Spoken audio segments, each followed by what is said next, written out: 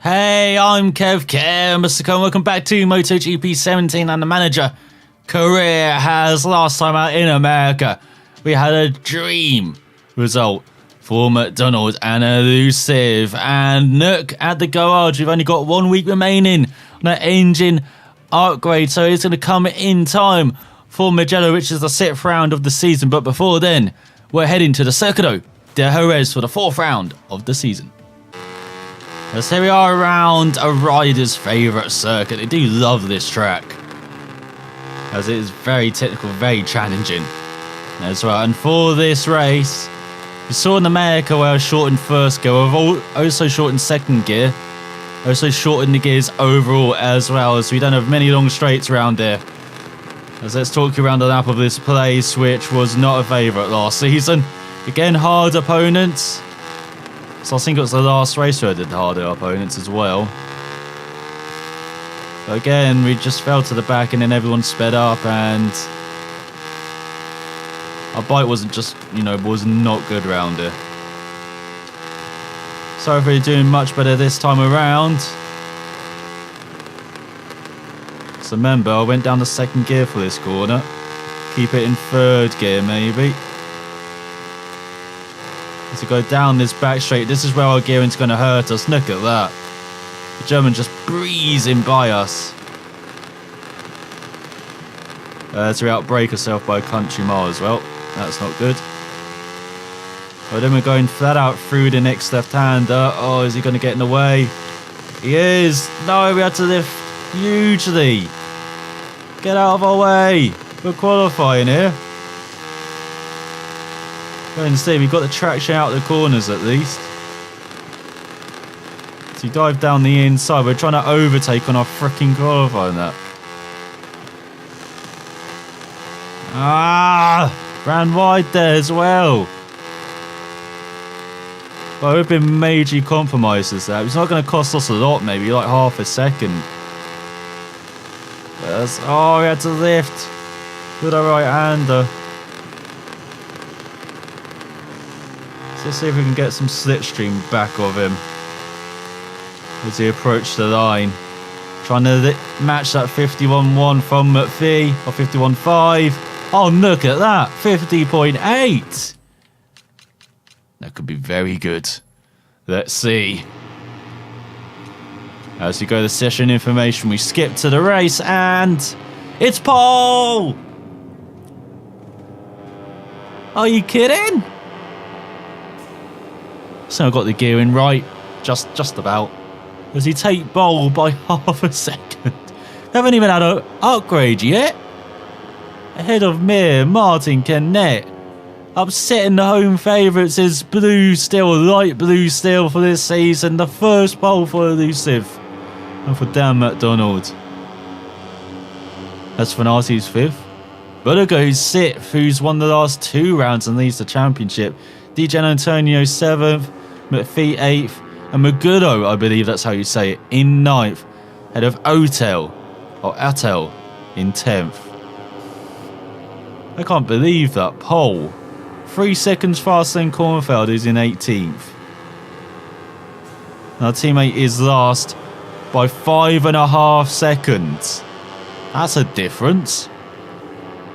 Can light blue still back this up in the race and get, after battling for the first top 5 of the team, can he actually achieve it here in Spain? As this is the grid, and look at that light blue still on pole. He's dropping back already though. Don't do this at the start, alright? Don't get ambushed into the first corner. You've got to be very careful of that here. As it's a short run though, but it's going to be very tempting into that tricky corner. As looking down the field, it's very familiar, isn't it? Including with Magnum at the back. As here we go, the front row preparing. Look at that. Oh. MacDonald's he's strapping in for what should be a thrill ride of a race. Can he achieve the impossible here in Jerez as we build the revs? And the Spanish Grand Prix gets underway. 6 laps of what should be a very tough race against the front runners here. Mir hops into the lead, does he? As we're battling with Canet, the reigning champ. With Martin now taking the lead. We've got the Italian behind. So that's Berlega. Not Berlega.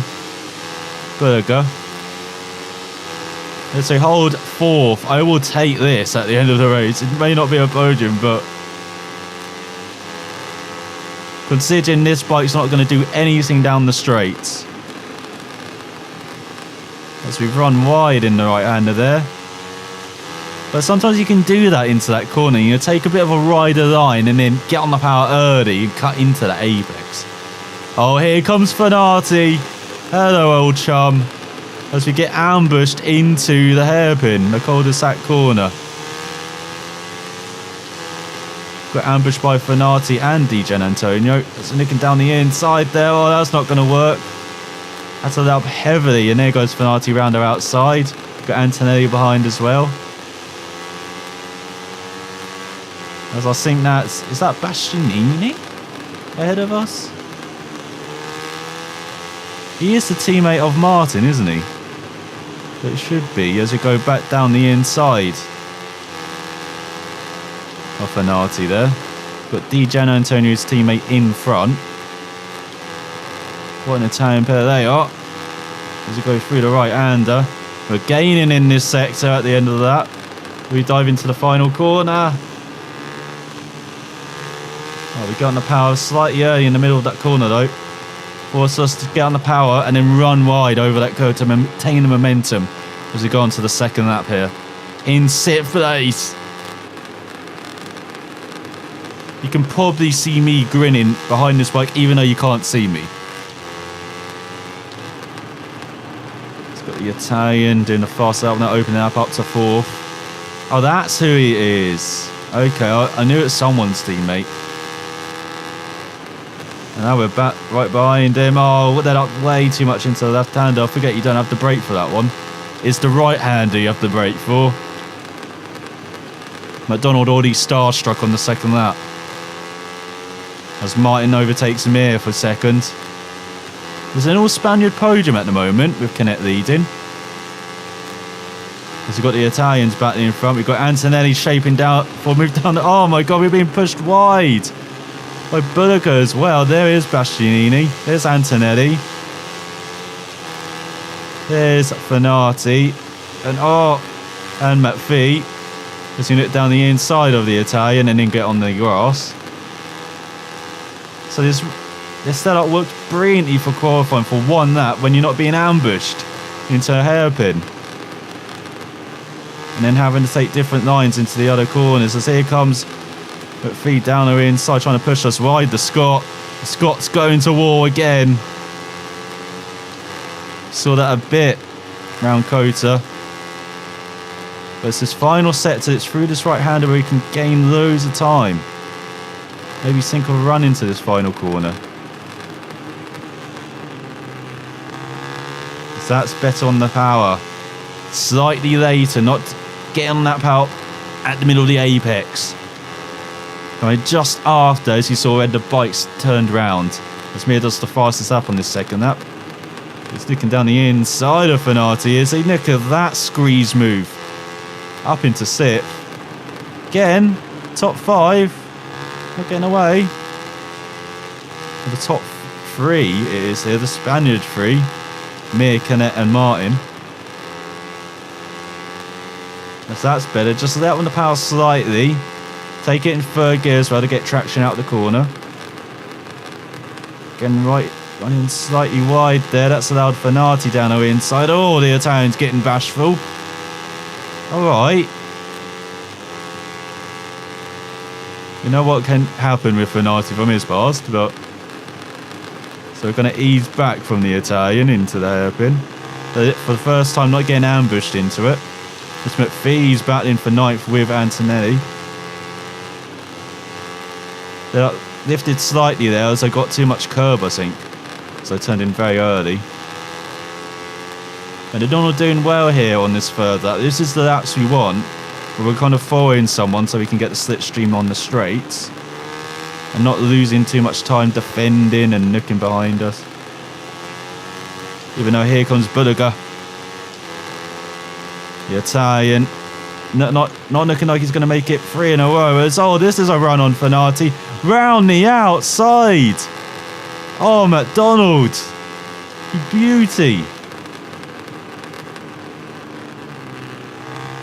That right hand is definitely good to us. As Martin's ahead of Canet for second. As we go down the front straight. We'll do the fastest lap. We're into the 49s. No, it's Gian Antonio who's ahead of us. It's Fenati who's behind us. So MacDonald does the old switch back and gives Gian Antonio a bump to know that, hey, I'm the king here. So we're breaking over the curb there. Thought we were down. But holding on to 6th place. Oh, I can't quite take that left-hander flat out. You can see I tried. And then had to lift too late into the corner. It is actually Fenati we're battling with. I'm getting them confused. Put Gian Antonio in front. Let's do that Fenati through and get our slipstream now. With his back straight. So over halfway through this race. Oh, that top 5 is just getting away, isn't it? But as I said at the beginning of the race, I would take this. I'll take more solid points for Peugeot, for MacDonald as well. As he tries to become a consistent point scorer in Moto3. Again, the Peugeot getting that upgrade next time. For Le Mans, for France, as oh, here comes the Italian. Oh, see, I'm pushed wide. I can't take the line of 1. And now here comes Otto, the German. There we go. Now we can cut in front of him. Down to 8th. And oh, that's way off track. That's not the right-hander we wanted, as we're down to 10th now. Look at this. We're just getting ambushed in races. It's so annoying under the brakes. Oh, I did not take that final corner well at all. And look at that. We've lost 3 seconds now to Fenati, who we were battling with at the beginning of the lap. Of course, we made that mistake. But still, we're just we lost like a second already that lap. It can get frustrating with how aggressive our opponents are. Because there's nothing you can do on the brakes.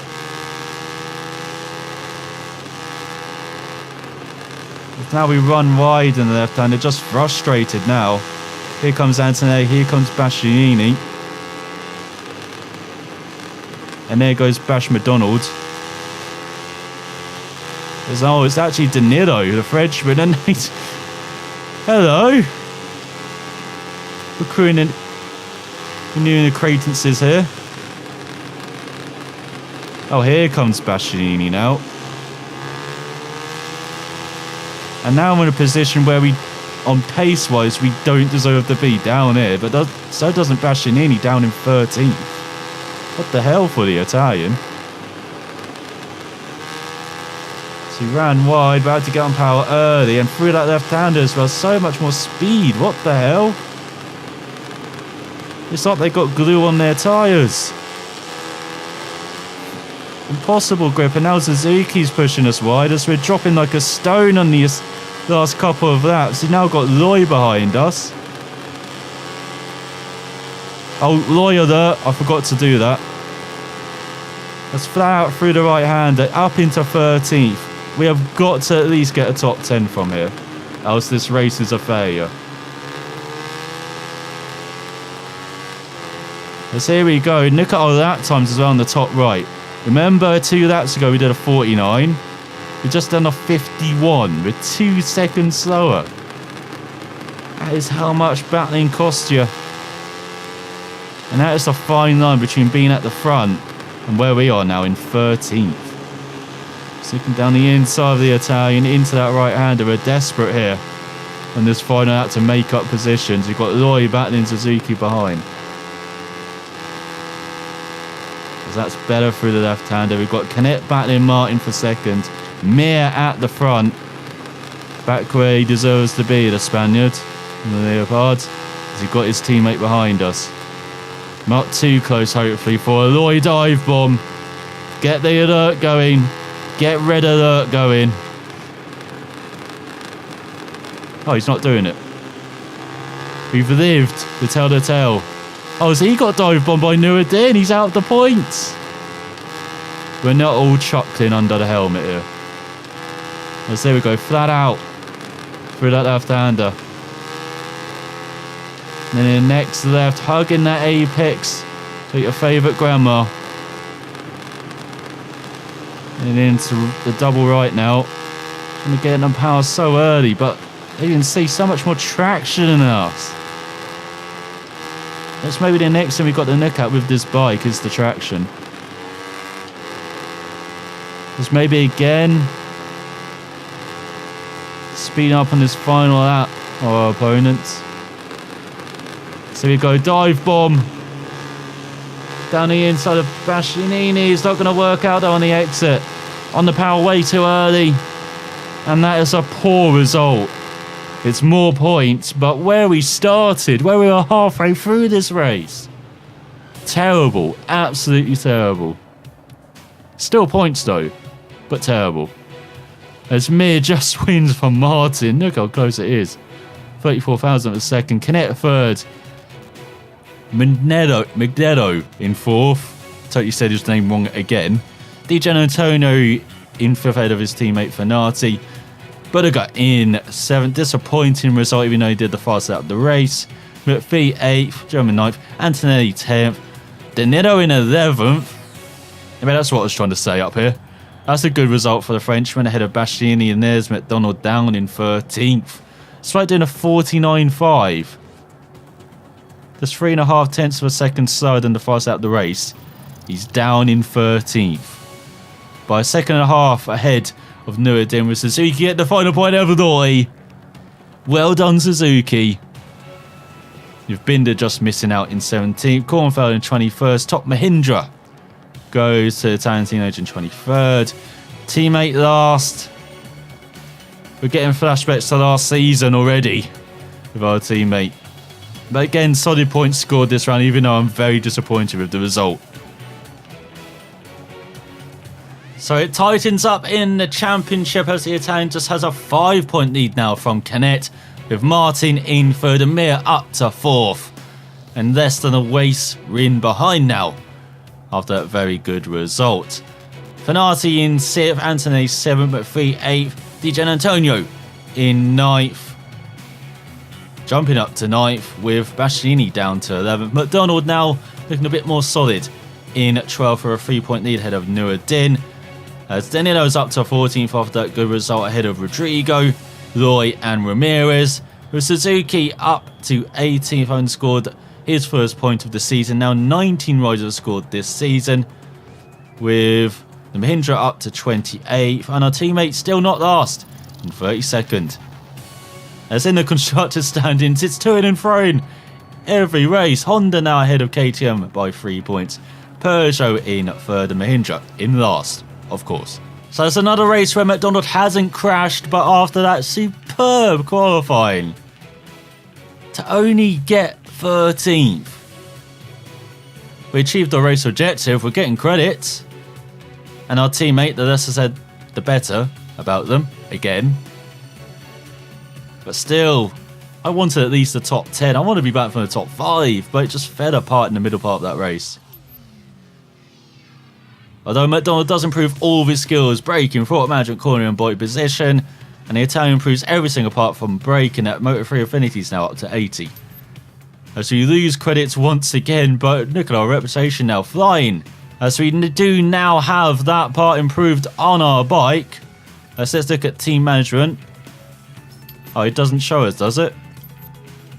Oh, it's improved it, does it?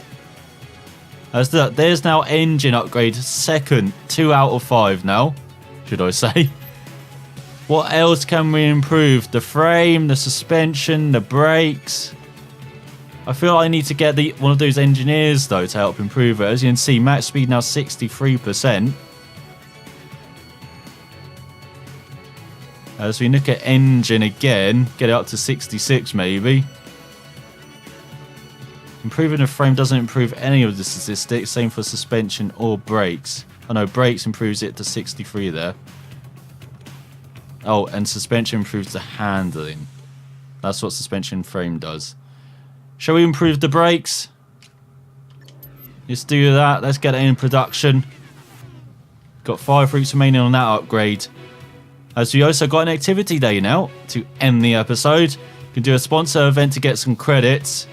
High society, take part in a high-class social event to improve our reputation. Do some muscle endurance, improve our riders' braking ability.